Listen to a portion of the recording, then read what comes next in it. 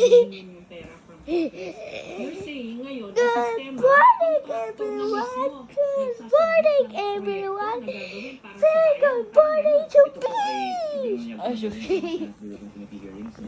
Sila Yeah. Dagdag ko lang po ay may pruweba Mata na sila. WH. At kung bubuksan lang po ito, mas marami na pong mga Bakit? malaking isda, as they call it. Ang Wait, guys.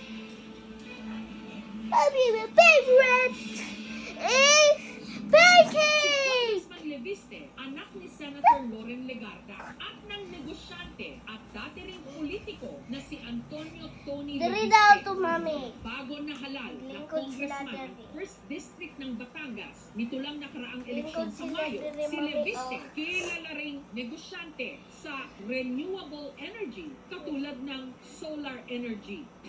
Noong Agosto, isang district engineer ng DPWH ang inaresto dahil sa di mano tangka nitong panunuhol kay Leviste ng 3 million pesos para pigilan ang investigasyon ng mga di umano anomalya sa flood control projects sa distrito ni Leviste.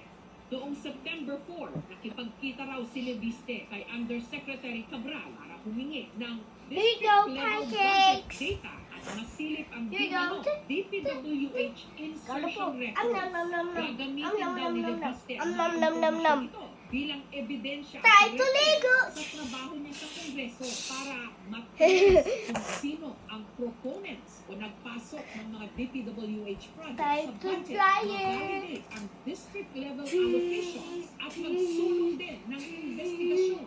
Anong nabuong scheme na nakita mo? Yung allocable, bahala si Congressman. Mwah.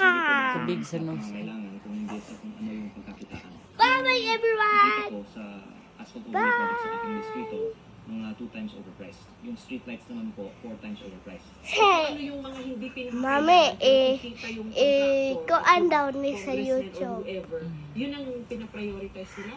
Opo.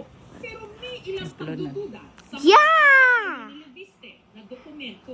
Mami, pag i-upload nimo sa YouTube, napa na diha sa imong mga pictures.